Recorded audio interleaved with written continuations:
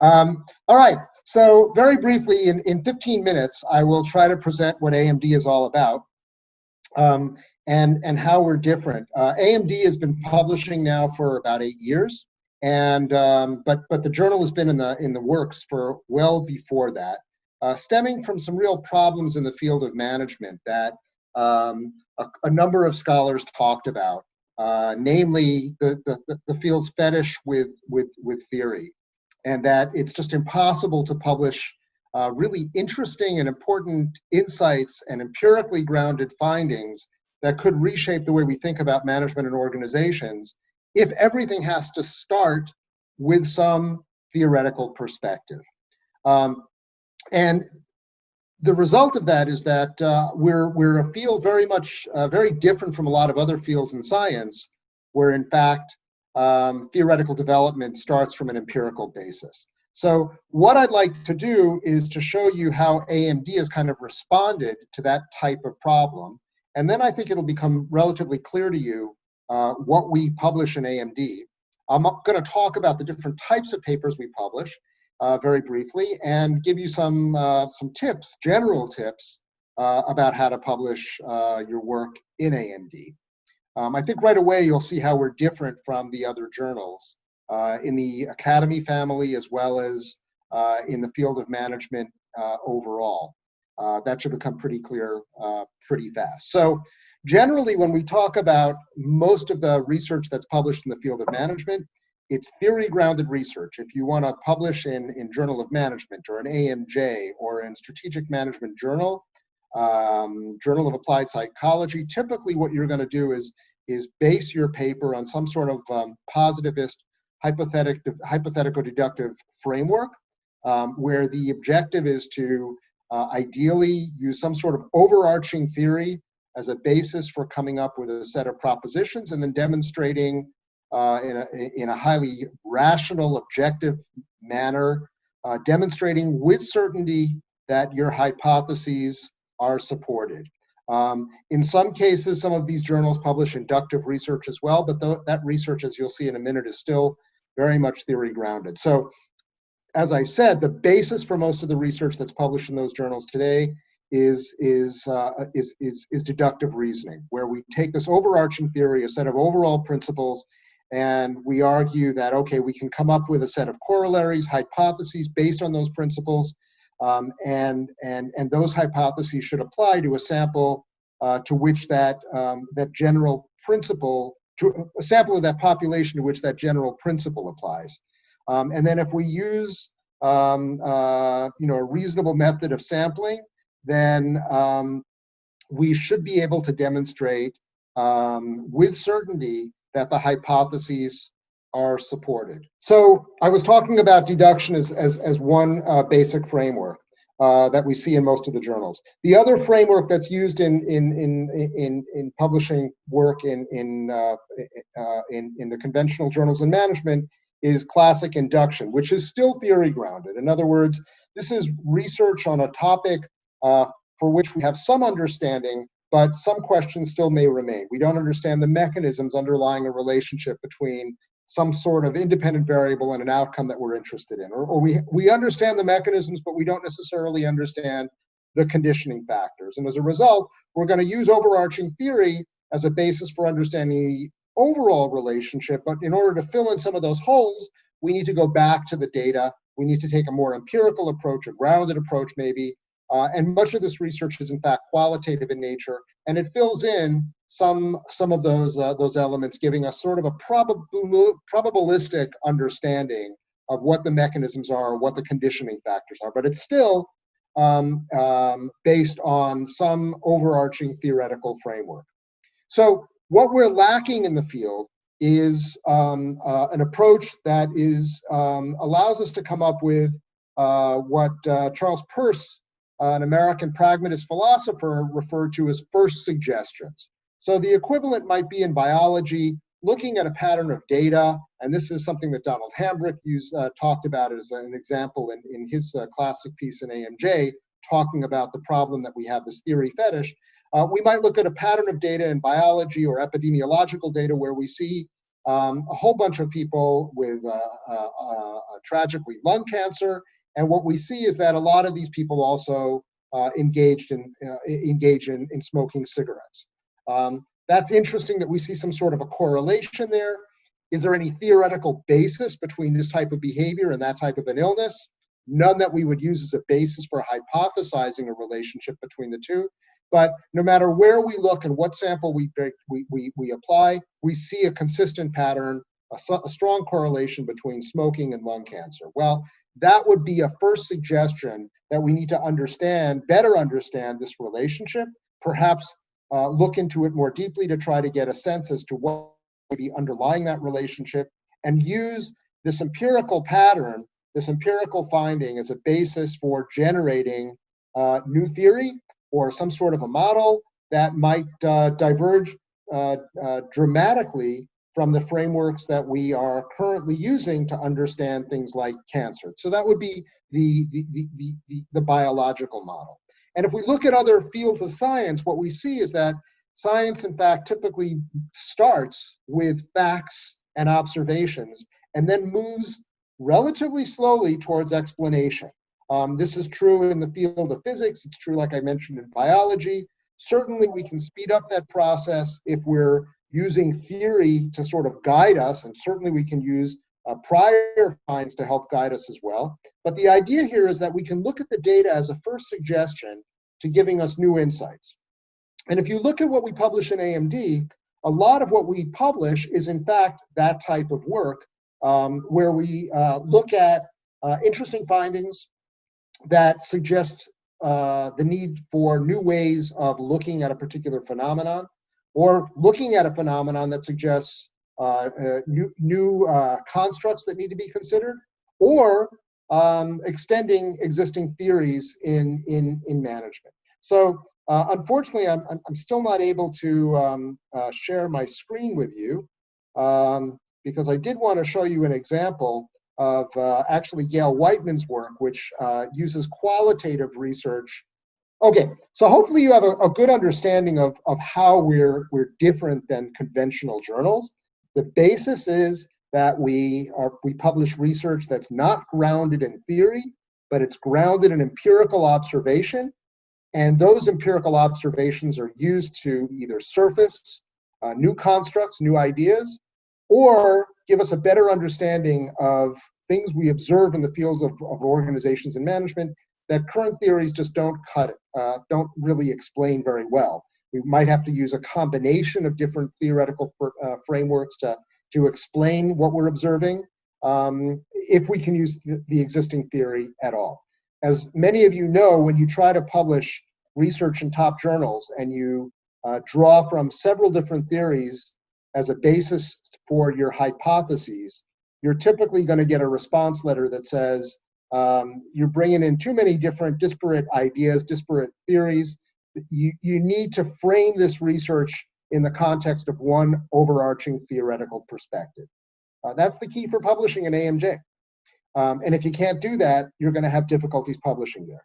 Well, in many cases, you simply cannot do that because there is no overarching theory that provides a clear basis for what you're trying to do. And if that's the case, rather than banging your head against the wall, stop trying to frame your research on the basis of existing theory and start thinking about how your findings may actually extend existing theory to give us a better understanding of what's actually being observed. What this means, though...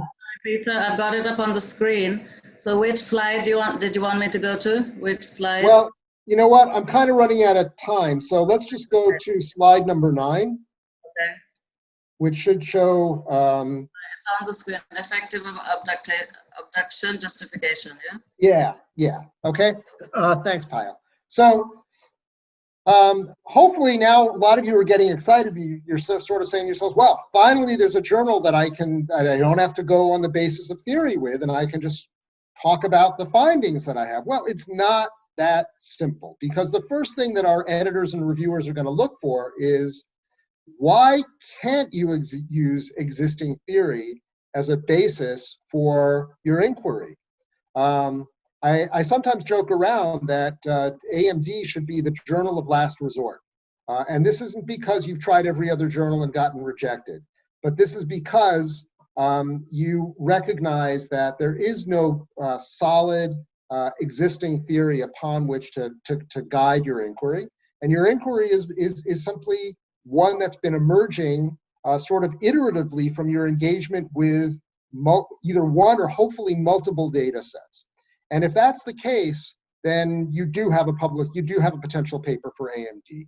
And what you need to do in the beginning of the paper is to provide us with that justification. Explain, first of all, why this inquiry is important.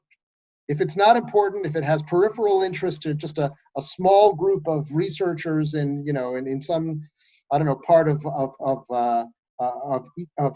Eastern Siberia, then we may not be so interested. But you need to tell us why we should be focusing on this particular topic. And then you also need to tell us where existing theory fails, what the problem is with one existing theory to cover the full domain of the inquiry that you're interested in, and where the gaps are, the inconsistencies, where's the anomaly. And then you need to give us some sort of an understanding of how theory can help us in solving the question that you're looking to solve. You might want to actually provide what your hunch is based on earlier findings, and then lay out exactly how you're going to deal with this particular question in a convincing manner. So we actually have right from the get-go an understanding of why it may be useful to use the data that you have at hand to study this. Can you go on to the next one, Payal? Number 10, there we go. So in a conventional journal, management journal paper, which is typically deductive in nature, you would never sample on the dependent variable. That's a no-no in deductive reasoning.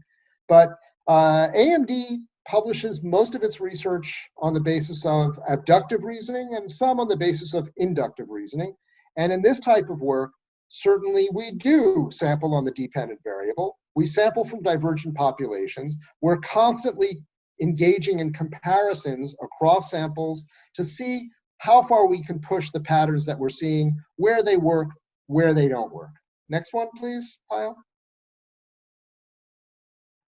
So if you think about qualitative research, that's really the nature of both qualitative and quantitative research that we publish in AMD. It's very, very playful. We look not only for confirmation and convergence, but we look for divergence and disconfirmation in the actual design and in the analytic methods that you use. We're looking for replication where it's possible to see that it's not just a chance finding that you have in the data at hand, but that this pattern actually repeats itself.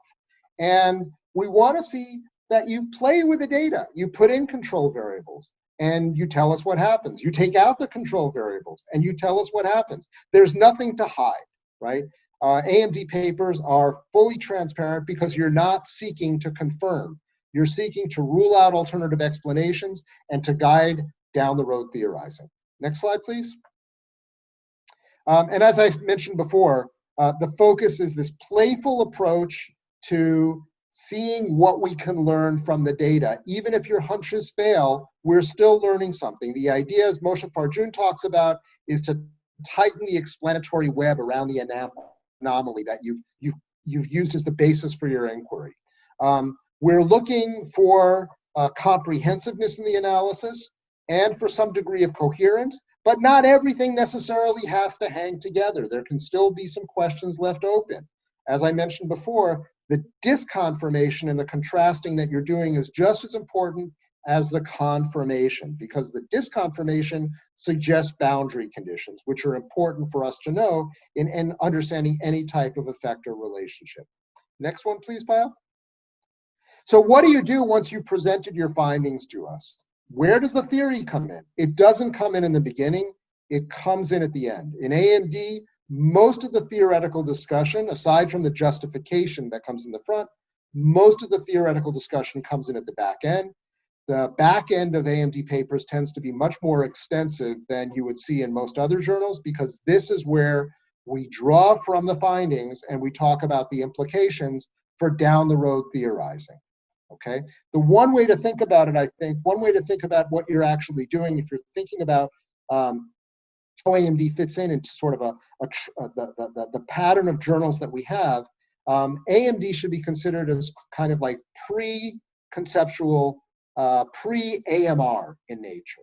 The results that are generated in an AMD paper should be written in such a way such that you or anyone else who's writing a conceptual theoretical paper on that same topic can draw from the findings of the AMD paper and say, okay, well, we have these empirical patterns that suggest such and such, and they also suggest that this is the wrong direction. Based on those findings, the model that we can develop looks like this. And then that might then get tested in an AMJ paper, okay? So think about your paper in the discussion as laying out the framework for a pre-AMR paper. Overall, AMD publishes 3 main types of papers. The first type of paper, as I mentioned before, where I use Gail's paper as an example, are surfacing papers. These can be qualitative, as the case was with Gail's paper, or quantitative, in which case it would be a more classic scale development or construct validity study. Second type of paper we publish are those smoking and cancer types of papers where you're looking at a body of data and you find something really, really interesting. Give you a quick example of that. I do some research on alcohol. I had a set of data where I'm looking at how a college student's use of alcohol changes as they move from college to work. And when I first started looking at the data, before I actually had the data from their first year on the job, all I had was their drinking in college and their employment data. One of the things that I started to play with was to look at the relationship between drinking in college and whether or not these students got a job when they graduated.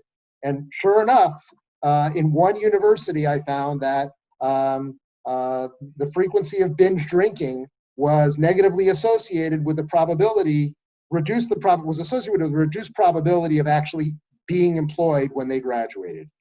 What a surprise, I found this in 3 other universities as well. So I had this sort of internal replication, I had this pattern. There was no theory to guide me. In fact, theory goes both ways on this question. Sometimes drinking is actually very beneficial from a social network perspective to get a job. But I was able to answer that kind of question or get some insight into that question. So this is the surprising relationship without a clear understanding of necessarily what that mechanism might be. I started to look at some of those mechanisms to play with it, but I don't really give a definitive answer. Third type of question is to look at a question, an issue, where the research is going in different directions. Some of the findings show a positive relationship, some show a negative relationship, some show no relationship whatsoever, and to use data to provide some sort of an insight as to what may be underlying these divergent findings. Last thing I want to say, last slide, Payal, and some of you may have seen this already. Now that you have a better understanding of what AMD is all about, our team is running its last special issue with the portal opening up in a couple of weeks. And this special issue may be of interest to some of you. It's focusing on migration and how organizations manage this issue of migration. So elements of diversity, certainly elements of a lot of sociological themes that come into play, inequality, room for all of this, but the focus is on migrants. And if you have questions about that, I'll be happy to answer any questions. That's all I have to say. Payal, I'm going to hand it back to you. Yeah, thank you, Peter. Thank you so much. So I would just invite Kevin, if you could now speak a little bit about micro papers and the quantitative aspect. Kevin, are you there? Yes, Payal, are you going to share those slides, or would you like me to try to do that? I'll share it. Just give me a minute. You can keep talking if you want. I'll just trace your slides, yeah? No problem. Well, just to build off what Peter said, we're interested in empirical exploration, and to give you another example, as Payal mentioned, I'm talking about the micro side. So the quantitative papers we accept that are looking at individual phenomenon or team phenomenon. And I was reading an article yesterday about the honest placebo effect. And if you don't know about honest placebos, well, you probably know about the placebo effect. But honest placebos are experiments that have been run where you actually tell the participants that they're taking a placebo. So you tell them, in fact, they're labeled on the little pill bottle, it says placebo, there's no medicine in this. And that they found that even in these studies, there's an effect. It's actually fairly strong. And they have no idea why, right? And this would be an example of an experiment where it's exploratory. We're trying to uncover, why this phenomenon is happening. In the case of this study I was reading about in this medical article, it was about the placebo effect. And I want to walk you through a few other examples that we've seen here at AMD that sort of follow this idea of looking at empirical exploration, but at the micro level. And there are not as many of these papers in AMD as qualitative papers, but still about 20 to 25% of the papers will fall into this category. The first example is from Dahl and Pierce. This is 2020. This is an example of big data, right? They had over 300,000 data points in their study, and they found a 4 to 6% increase in the usage of antidepressant and anti-anxiety medication after firms adopted pay for performance, right? So they looked at this firm, and they had all this data, and they mined that data to try to understand what was going on. And they found some really interesting findings as well with regarding how strong the performers were and the age of the workers. As Peter mentioned, at AMD, it's actually okay to sample in the dependent variable. They actually went in to look at this phenomenon, and they found something quite interesting. Another example, which is just in press now, this is by Ryan Quinn and his colleagues, and this is a mixed method study at the micro level. And what they found is that individuals' motivation to learn is higher when they encounter performance by another person that the individual perceives to be more exceptionally successful than when they perceive the other's performance as a more normal success, right? So they're looking at motivation and sort of what drives motivation. And you can see in both of these examples a really interesting discovery, right? AMD is a phenomenon-driven journal. We really want to understand why things are happening and to generate these possible suggestions or plausible explanations, as Peter talked about in his talk. Kyle, can you move to the next slide, please? A couple of more examples for you. The first one is a longitudinal survey, which a methodology you might be quite familiar with. This is by Shoshana Dubrow and Monica Higgins. Monica is actually one of the new AEs who will be coming on board at AMD.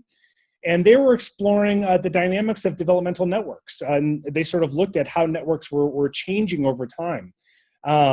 I bring up this article because this is our first data visualization, which is another hallmark of AMD. We also, as I mentioned in my example, we publish traditional experiments. This experiment was on negotiation, right? They found in a study of negotiation, Americans view time as relatively more condensed and achieved lower negotiation outcomes as compared to Lebanese participants, right? So they were looking at cultural differences, but didn't really have a strong theory or pre-existing explanation for why that might be the case. And finally, we see examples of field data.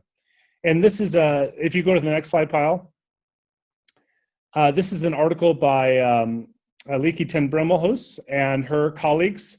And they had a data set in the health context. And they found that workaholism was positively related to these health outcomes, but only when work engagement was low, right? So there was a really interesting data set where they had patterns of work and health. I think they measured blood pressure and these sorts of health outcomes. And again, not a strong pre-existing theory. So on the micro side, we see lots of different methodologies. We see lots of different types of data, but they all are centered on a discovery, right? Something about the context, the field, the environment that was poorly understood. They didn't have strong theory, and those papers actually fit quite well into AMD. So I will stop there and turn it over to the next participant. I'm just going to add one quick thing to what Kevin was talking about. If you look at any of those papers, what you'll see is that they begin with a really interesting question, okay? So AMD papers typically are question-driven, not theory-driven, question-driven. So thank you for that. If I can invite Chris to talk of macro papers, focusing again on the quantitative. So up to now, we've spoken a lot about, transparency, about interesting questions, about boundaries, completely turning one's head on boundaries. So if I can ask you now to add further to that. Thanks a lot. I hope you can see my screen. I'm sharing it. It looks like I'm sharing it successfully. What I'm saying is completely consistent, obviously, with Peter and with Kevin. I just have a couple additional observations. I'd walk you through an example and then talk a little bit about some of the underlying principles or something like that. So here's, one thing. It's just, in some fields, I have to say it's normal to publish phenomenological research and empirical exploration. So I think that, this journal fulfills a very, very important role in the management area, because I feel like it's in general very difficult to get anything published in general where you are oriented toward phenomenological research. So, some of the most impactful articles in other fields focus on measurement. And I think measurement papers have a very, very important role to play in scientific advance without knowing the underlying mechanisms, as Peter said. And the third point I wanted to make here is that it's, from a philosophy of science point of view, it's not really desirable to retrofit hypotheses and do all your work and then go back and invent hypotheses, after the fact that fit your results or that fit 3/4 of your results or something like that. And I think that from the point of view of, and that's where, I feel in many cases when people talk about replicability issues, there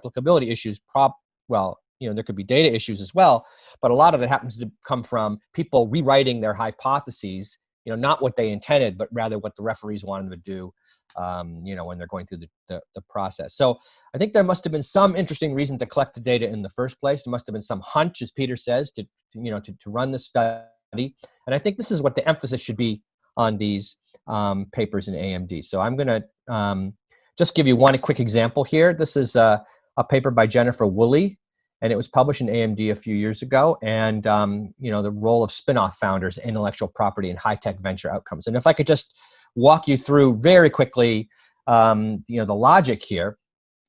Starting with this motivation, this important questions at the beginning. Like, we always think about corporate spinouts, and yet, government spinouts are much more important. They're much more numerous, and there's, trying to justify this. And then thinking about, some founders leave their organizations, other ones buy or lease intellectual property. So we've grouped all of these, all this variation into one big category, and we think we understand it, but do we really understand it? So that's the fundamental question.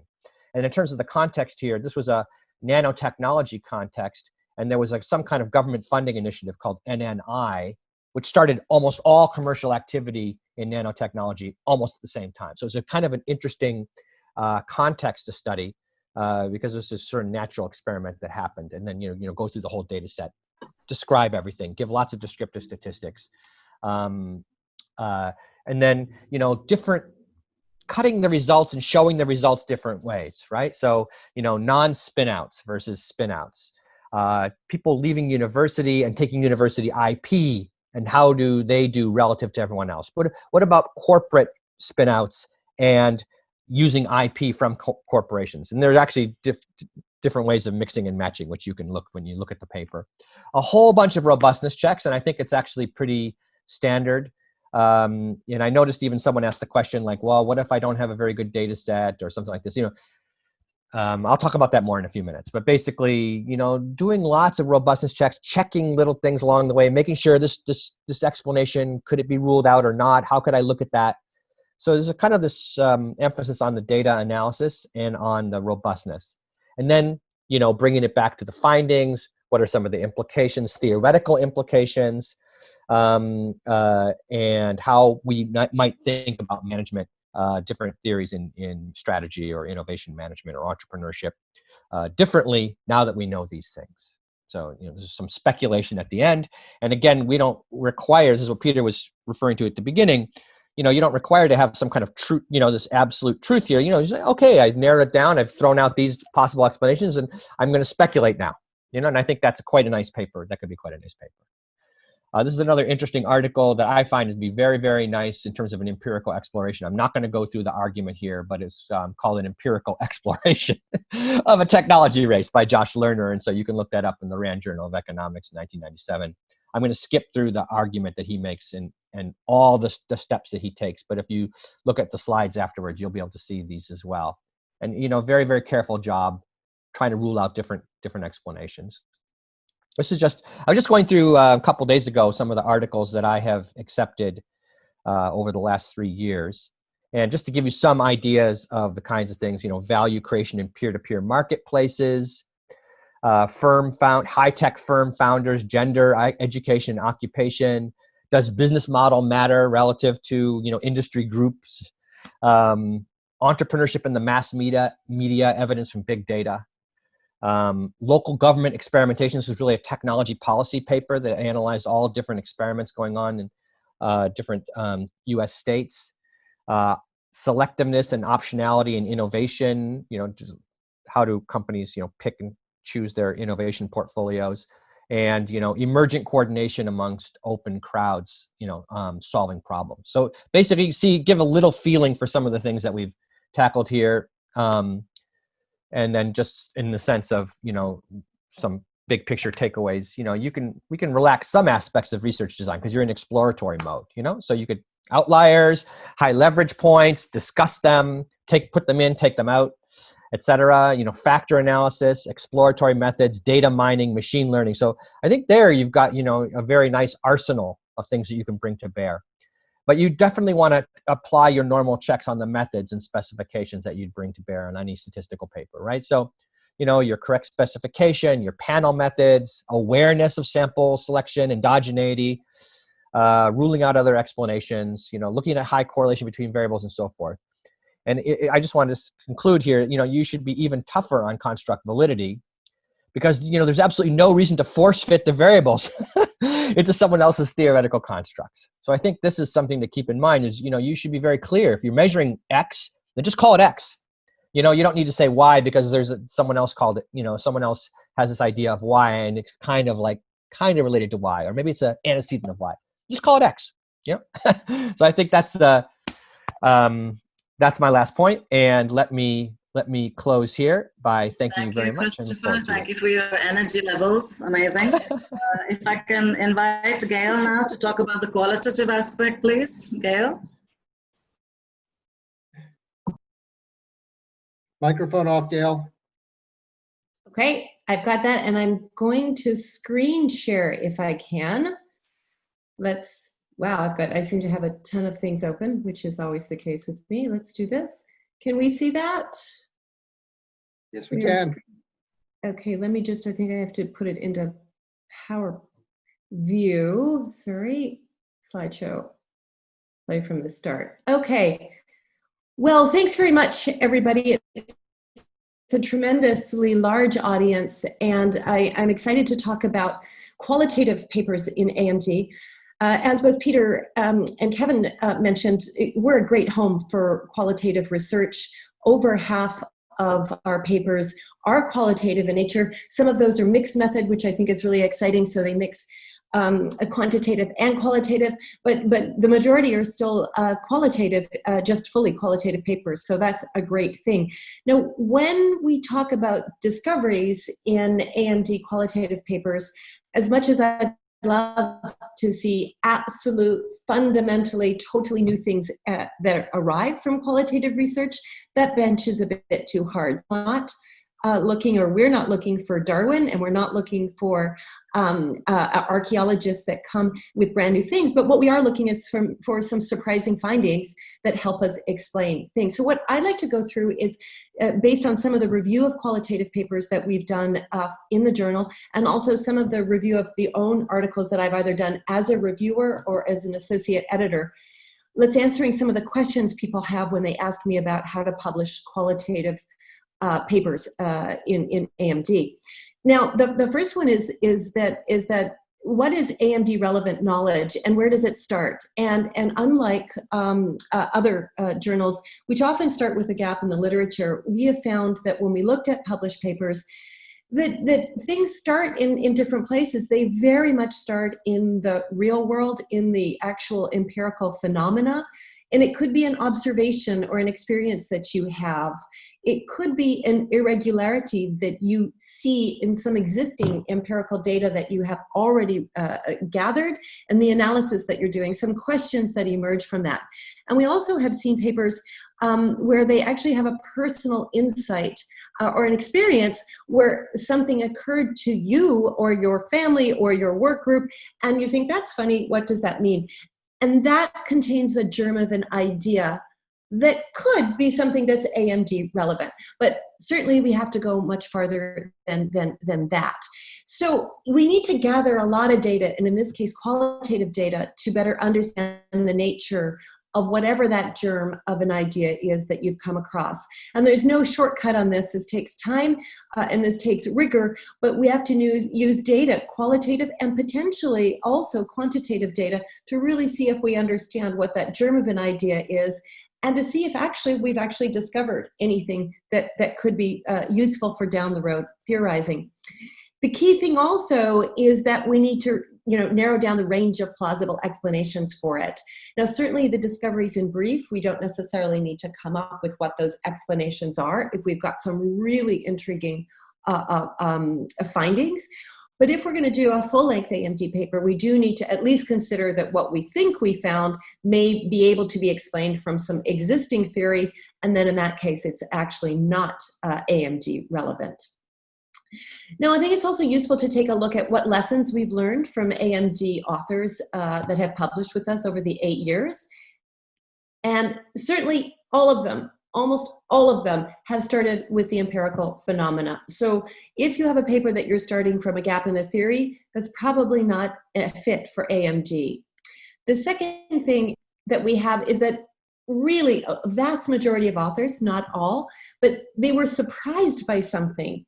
And as opposed to ignoring the surprise, which many of us do, they actually saw it as a trigger for spending a bit more time. Now, not all surprises work out. Not all surprises lead to interesting discoveries, but many of them can. So definitely take a note of what surprises you have and use those as worthwhile triggers. The bulk of the work, though, is very much making sense of the surprises and the data that you've collected to really explore those surprises. It takes a lot of work. There's no question about that. It's not something, it's a quick and dirty. AMD is not a sort of quick and dirty journal. It's also co-constructed that many of our authors have found that through the review process, the qualitative discoveries emerge by questions that reviewers ask. We've got a phenomenal editorial board, and many of them know the field well, and they can see things in the data and help you. So I really see that is very much a developmental process that is value both for myself when I have published in AMD and also as an editor, that I think there's a co-constructed nature of that discovery. And I also have often encouraged authors to make a conceptual leap and be bold in what they see maybe in the data, and don't try to look for just small areas where you confirm or extend existing theory. That's not big enough for AMD. So you need to actually make a boldness, but anchored in a lot of data, which means you often need to go and collect more when you get bold. You don't stop at bold and just sort of launch there. That would be fun, but it's not enough. Then you go back and you collect more data. So it's sort of a circular approach of how do you make sense of the qualitative surprises and discoveries that you may indeed have. All of the papers push the boundaries on existing models and theories or open up new areas in new ways. So we do see ourselves as both groundbreaking and frame-breaking in terms of qualitative research. And I think as a qualitative scholar myself, that's super exciting. So I can't encourage you enough to read the articles we've already published, but be inspired by them and push the boundaries farther than you might normally have done in other journals. Now, what does that mean? I just want to illustrate some of my, there's so many favorites in qualitative research that I have, but you know, one of the ones that I really liked is Patrick Riley, where he studied stand-up comedy in Los Angeles and in Southern California, and really, which is a great empirical site anyway, but his main discovery about career development was that he thought it was weird. What he thought was going to happen didn't happen. And then he spent a lot of time getting much more data to understand how did comedians, and he calls them the layers of a clown, how did that develop over time? And it's really a master class in ethnographic research and discovery. So it strongly encourage those of you that are interested in looking at some papers to look at that. So don't ignore things that are weird and that don't fit with existing theory. That could be your big win. So really do go down the rabbit hole on weird or surprising. Now, I also, you know, there are so many great articles, like I said. This is an article and a visual from Amy Freyer and co-author, who looked at US Navy SEALs. She had amazing ethnographic data, including photographs and video of their training week, and how they built a capacity for mindfulness in what is indeed a high reliability organization. Now, she didn't start off necessarily knowing what her discovery was, but she did start off with having superb access to a very difficult empirical example and collecting amazing data. So for those of you that may think that because we're looking for exploration, that makes the data collection easier, it does not.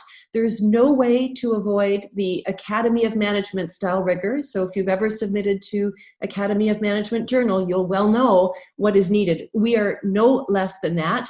And indeed, very much take a look at what kind of phases do you collect on your data? How are you doing this? Building that qualitative architecture to really support your emerging findings. So Amy's article, aside from being, I think, so exciting in terms of what they came up with and the context and the videos that they have to support this, really, again, it's a masterclass in taking lots of different phases of data collection and building very strong qualitative data to support this, including both interviews, participant observation, document analysis, and then doing actual video footage analysis. So again, not an easy way to do qualitative research, but I think a very exciting way, of which they came really groundbreaking insights into high reliability organizations and how they can build mindfulness right into their training. Now, there's also, I think, questions about what kind of concerns do reviewers of qualitative papers for AMD have about papers that are submitted? So these are not desk rejects. These are ones that go out for review. So they've already reached a certain bar. And I thought what's useful is to give some quotes. Again, I'm a qualitative researcher, so I love quotes. A very common comment is that the data that is currently presented in the manuscript by the author is not sufficiently rich enough.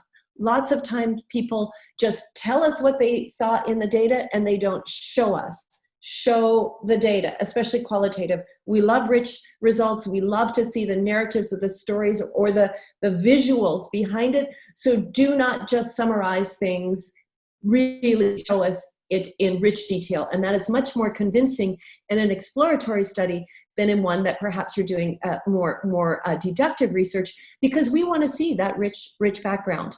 Again, that you know, often our reviewers see so much in the data, whether there's historical data with annual reports or document analysis, and that simply the authors are missing the story in the data. And our reviewers say that so much more could be done. So don't submit too early. Really try to come to a paper development workshop with us and really get that robust look of what gems do you have in your data, because often the qualitative data is rich. The authors aren't doing enough.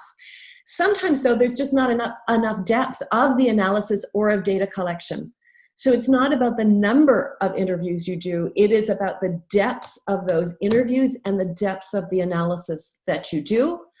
And again, so similar things that often people come up with theoretical concepts, so they boldly leap to plausible theorizing, but they don't explain and really show that they've got empirical results, findings that robustly support the structure of that leap in theorizing. So you really have to do that. There's not this sort of like deep separation between the findings and those bold leaps into theory. Also, we find people stop collecting qualitative data because they've got, you know, whatever number of interviews they have, but we don't think that there's theoretical saturation with the data. So again, you've got to do, you know, really solid qualitative research here and convince us. And do you triangulate the data? Have you tried to disconfirm what you think you found? And that's important. All of us love our own theories, myself included, but you really got to look and make sure that you're doing due justice, and you're a bit of a detective here to triangulate that data and make sure you've got this robust structure. Then you have to make sense of the data, and is there a discovery there? And I wanted to show an example by Kevin Rockman and Michael Pratt, and not just because Kevin is on the call today, which is quite fun, or not just because he's the incoming editor-in-chief, but because this is such an interesting example of qualitative and quantitative work where the discovery is sort of counterintuitive at the time, where this idea of working offsite, which all of us are doing now around the world, that indeed it's the working offsite that's lonely, and it's actually more socially interesting to be in an office. And actually, Kevin and Michael's results found that in some cases that indeed is not the case, that even people who would like to work in the office with their colleagues stop doing that because it's contagious, that they're not sure the right people are at the office anymore. And they then eventually work at home, which may or may not be lonely itself. So there's this idea that there's unintended consequences. And I think it's a great way of saying these ideas came up in qualitative research, but then they used quantitative research to really rule out alternative explanations and flesh out the phenomena they think that they found. I'd also strongly encourage, you know, all of us to think about our current lives and how here we are locked down and all working at home endlessly. At least I've been working at home for 12 weeks, and maybe there's never an end to this.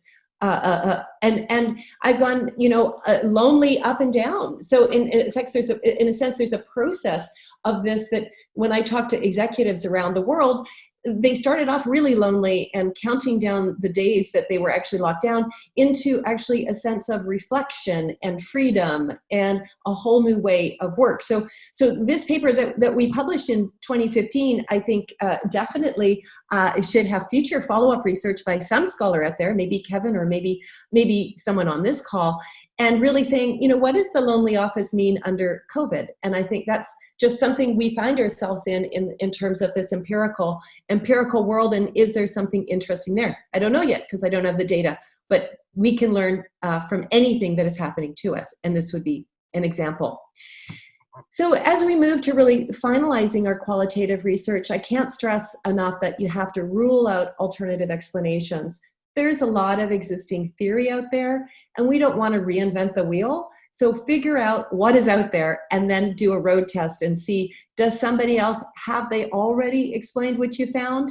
That's a shame if they have, but maybe you've got a nuance or two that's a bit different, but don't do shortcuts, because a lot of the papers we do reject, they just simply don't know the literature well enough to know that, yeah, we saw that, we know that. Sorry, it's just not sufficient in terms of a new insight.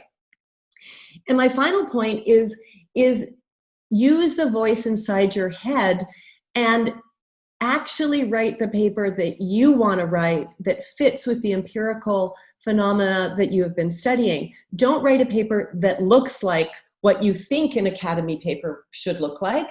Use the fact that AMD wants to be groundbreaking and frame-breaking, and use your own voice. For me, that means I do long narratives. I do more of a rich story in my qualitative research. For others, it's all kinds of other things, including video representation of how they saw the field. We'll also definitely be interested in an honest reflection in your methodology about how you got to where you are. And it's not this sort of idea of front stage, this is the paper. It's very much having a place for backstage. So all I can say is I think AMD, both in terms of my experience as an author, a reviewer, and an associate editor, is just, for me, the most exciting journal out there for qualitative research. And I hope we get some samples from you soon. Thank you. So much, Gail. And you mentioned a lot about surprise, so I'm just going to spring a surprise with the authority of my hat as a moderator. We're going to miss out the panel discussion because we're really, really short of time, and I've got some very interesting, synopsis from scholars out there, plus a lot of interesting questions, which I've also put on the PPT.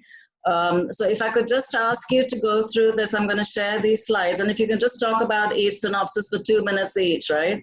So then we can get to some more questions, and I think that'll really excite the audience. So just give me a second while I get my PPT in order. Okay, so the first one's yours, Peter. Peter, are you there? You'll have to unmute yourself. Unmute yourself. So you got 2 minutes. 2 minutes. Right. Okay. This is a paper that's largely methodological in nature. We've been getting actually a bunch of these recently, dealing with machine learning and the use of AI, to some degree, some use of natural language processing methods, bibliographic methods. So 2 comments on these types of papers in general. If the focus is on some sort of a methodological innovation or how to use a particular methodology, as seems to be the case here, after all, they say, we suggest that ML can be a useful tool for applying abductive reasoning to organizational research. They're right on with that. But we're not the home for those types of bad. Yeah, thank you, Peter. Have I lost you? Gail, could I request you to talk about the second one, please? Topic 2. Gail? Great. Yeah, thank you. Well, I myself also work in the embeddedness literature, so both in terms of social and ecological embeddedness. So topic is very interesting, but it seems to me when I read this that it's very much theory driven, and there's a gap in the theory or an interesting area that this a scholar would like to explore. And again, I think you've probably seen from all of our presentations today, we are empirically driven.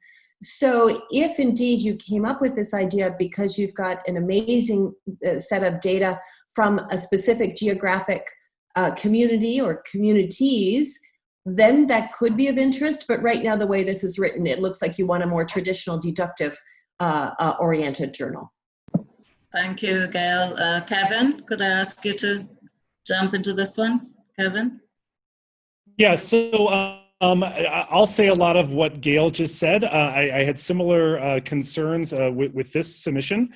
Very interesting idea, but my concern here is that Sunitha, and thank you for sending this in, wants to explore this normative model of leadership and group development that has its base in interdependence and power equity, right? So this seemingly looks like it's testing a pre-existing theory or a hypothetical model.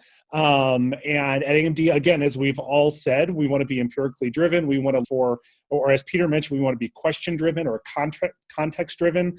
And my question here is, what is the phenomenon that we're trying to unpack or explore? And what are the empirics that are really going to help us do that? Thank you. Thank you. This is one by Sonali Gupta. So Chris? Okay, thank you very much. This was about a qualitative study for studying entrepreneurs in an incubator situation. And I think it's very interesting. You originally had some ideas about different approaches to how you could make a paper out of this. To me, I feel like, this is my personal opinion, the part about when entrepreneurs launch an actual business or not is something that is very important. And it probably has implications for entrepreneurship research because we don't really get a feeling for all of the things that happened before the company was founded. And then we base all of these things on, oh, well, the background of the company, the founders, leads to this kind of performance or whatever. what we don't know is the selection that's going on for them to get to start this company. So I feel like that particular angle on it would probably be the most interesting one as far as I'm concerned. I think the least interesting angle for me would be about mentorship, or the role of mentorship, even though I think it's important. I think it's just been studied a lot. So you might want to go out there and have a look at all these different papers on, mentoring entrepreneurial ventures, or advice. People call it advice networks and things like that. But in terms of this sort of sample selection process for entrepreneurship research, I think that could be very promising. Thank you. Gail, could I ask you again to chip in over here? The case of MNC Tone in China. Yes. So I thought this was quite interesting, this idea of MNC Tone. And again, I have to preface my remarks by saying that I don't know this literature at all. So I don't know if you've come up with something that is understudied or a surprising relationship. But I did think it was quite interesting, and it looked like you were really coming from the empirical side, and you had quite a lot of data, both, well, 2 studies, the content analysis of social media, as well as one-on-one interviews. I don't know how they're interrelated, but I thought this could be quite interesting to see this idea about these new linguistic identities and the impact. So what I don't know is whether the plausible theorizing you are saying is that you are creating a contribution to this idea of linguistic identities within work based on communication practices, or if you're also trying to explore the relationship between those identities and the impact on performance. So it could be yes. I thought it was interesting, and although I didn't understand the use and fuse, so I think there's a little bit of an English language. I like the alliteration, but I wasn't quite sure, or the rhyme, what that meant per se. But yeah, could be. Thank you. Thank you, Gail. Peter, topic 6, cultural awareness, cross-cultural competency. Peter? Sorry, I'm back. When I looked at this paper, I immediately saw what the authors had suggested in sort of an email to us about this one as well, that it could have potential in that special migration issue that I talked about earlier. In particular, what I was thinking was that if the data provide insights on how migrants develop cultural competence, or how cultural competence varies among migrants and perhaps influences their experiences at work in the country that they immigrate to, this could be a really nice fit. A couple of warnings about that in terms of existing theory that our reviewers might highlight. There's a vast literature on cultural intelligence, and it would be important in the front end of the paper to demonstrate that this particular theoretical perspective, or the theory we have in cultural intelligence, does not provide a good understanding of the migrant experience or the migrant's experience at work. That's one element. There is some interesting work on integrative complexity, which is a more cognitive angle on expats, literature on expats which are migrants essentially. So here too, it would be important to demonstrate how you're going beyond that literature, where the limitations of that literature are, and trying to understand the patterns that you're observing in your data. Thank you, Peter. Chris, for the last one, please. Chris, Okay. and then we'll answers from the chat box. Yeah. Thank you very much. Yeah, I thought this was a very interesting topic. So project stakeholder engagement, so a hospital, reinventing a hospital. And I think, and you talk about boundary objects and analog versus digital boundary objects. So I think that is quite an interesting topic. There's a pretty big literature out there, and you might want to just look at, I don't know if how familiar you are with like Natalia Levina or Wanda Orlikowski, and people like this in the IS, information systems literature, have written a lot about this topic. So I think what you're getting at here is that you have a new context, which is this multi-stakeholder issue, and how that what we currently know about boundary objects, even digital boundary objects, might not be applicable And so I think you would need to emphasize that angle on it, and what would be the, the nuance here of why it's not important, and then explain why why it doesn't actually fit very well, and what would you say would be, something new. So you would have some theoretical implications at the end of your empirical study. So overall, I think it's a quite interesting topic, and I just need to know a little bit more about the context to be able to give you better advice than that. But I think to me, it's got some very interesting elements to it. Thank you. I mean, all of you took time out to look at people's synopsis, and I'm just taking question and answers from the chat boxes now. So if you look at the one by Nanda Kumar at the bottom, can you please let me know whether a conceptual paper examining the impact of negative emotion on entrepreneurial decision-making would be relevant to AMD? The paper develops... I'll answer that one, as well as the one above it by Vanita, I think it is, about AMD. Discoveries and briefs. So AMD does not publish conceptual papers. Those belong in a journal like Academy of Management Review. AMD is an empirical journal, much like AMJ. So unless there's data, AMD is not the right home. In terms of what differentiates a full paper from a discovery and brief, I think Gail kind of... Peter, can I take that one? Yeah, go ahead. Yeah, so for discoveries in brief, and this will be changing slightly, new team takes over, but we're really trying to achieve a couple of goals with that type of submission. One, it's obviously a much shorter submission. So borrowing from some of our friends in the hard sciences, the new tagline for this submission is less than 20 pages, less than 20 references. Also, we're encouraging authors to put their methodology and even some of their empirics in an appendix, and really trying to write in a more creative way. So we really want discoveries in brief to be almost like a long newspaper feature, where the methodology, the rigor is the same, the emphasis on discovery and context and the phenomenon is the same, but you're writing in a much tighter, more creative way. This is also going to be a place for us to do a more expedited review. Depending on the quality of the submission, we have special reviewers who have interest in creative writing and to help encourage authors' voices. So whether it's on pandemic or whether it's on other research that is of a timely nature, Discoveries in Brief is a great chance if you have data that you want to try to get out fairly quickly, you want to write in a more creative way, and you really want to have your voice come through without writing in a more traditional academic format. Thank you. So here's another couple of questions from the chat boxes. Does anybody want to take these up? Another couple of questions. Any volunteers from the panel? So the one about higher education,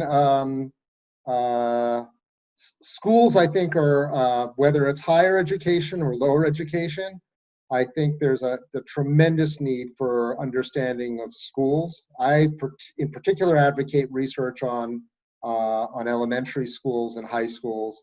I think we've really, as management scholars, we've lost touch with a really important area, domain, that needs to be better understood. So yes, AMJ and AMD and AMR all publish research on these types of organizations. I think I can only speak for my team at AMD. We only have a few more days left, but if we were to get a paper on any aspect of higher education or lower education, we would be very, very interested in it. Maybe Kevin, you can talk about that as well.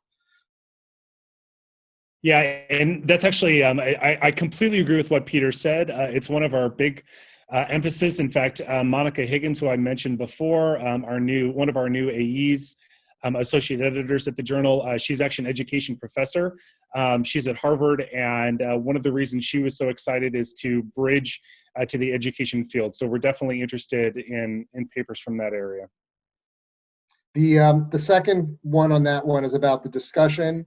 The discussions in AMD have to be focused both on depth and breadth. So if the primary insight is towards one particular area of theory, then it's really important to demonstrate how you're going beyond existing theory and extending that existing theory, but that's typically not enough. We also want to see in the discussion section the breadth angle. What are the implications of the observations on a variety of different theoretical perspectives, and how might those findings lead us to re-explore what we've already thought in those frameworks.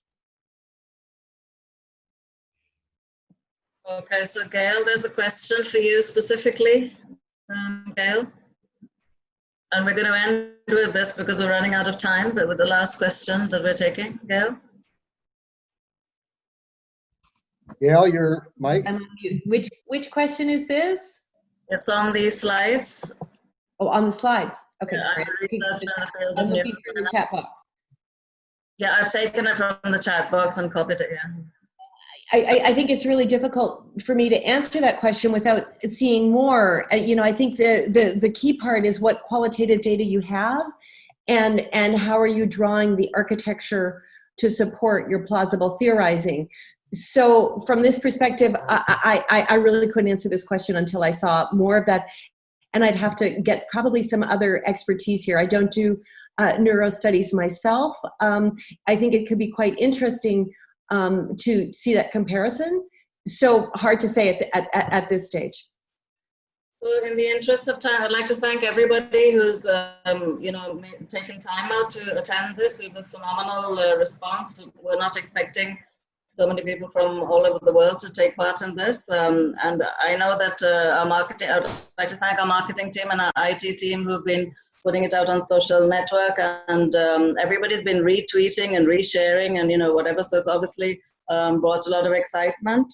And I'd like to thank the editorial team. I know some of you are like possibly half asleep. Can I make one quick plug? Yeah, please, Kevin, yeah. One quick comment for those of you that are interested or have papers and would like to attend a workshop. Please check the Academy website. We're always posting, whether we're doing in-person workshops, that obviously might be difficult for you to travel to, but we are planning on 3 virtual workshops. The first one being sometime in November. There will be publicity around that. And that will be a chance for you to get individualized feedback on your paper. So please be on the lookout for that. If you have data and you'd like to learn more and get help with that for a possible publication AMD. That's very useful, Kevin. And I'd just like Peter to have the last word. I mean, I would assume that if anybody has some queries that have not been answered and they write to one of you, that you would obviously respond, because there is a lot of excitement out there, tremendous amount of questions, which I don't think we can cover in the next few minutes. Yeah, Peter, no, you know, you can find Kevin's website. and his email appears there. So if you have questions regarding specific papers, I encourage you to ask any of us. Kevin is the incoming editor-in-chief, and starting July 1st, the papers will be going to Kevin's team. So it may make more sense, without putting more work on him, it may make more sense to discuss paper ideas with Kevin. I do not suggest that you send him full papers or even 10-page extended abstracts. We get quite a few papers now, and it's asking us a lot to go beyond our normal flow to look at papers that aren't really formally submitted. I will say something my last word is, if you think based on this work, on this webinar, that you have a paper that's suitable for AMD, please send it around to your colleagues. In particular, send it around to people that have published in AMD and get their feedback before you send it in and formally submit to us. With regard to publishing in general, it's Thank you very much to everybody, and let's all discover Academy, AMD. Let's discover it as a personal thing, as a scholars. It's the newest Academy of Management journal, as an Academy journal, but I think it's, you're obviously breaking boundaries with this particular journal. You obviously felt there was a need for this to be there in spite of all the other journals there.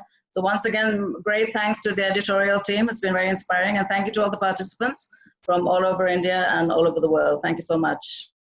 Thank you. Hale. Thanks. And thank you to my university, BML Munjal University, for giving us this opportunity.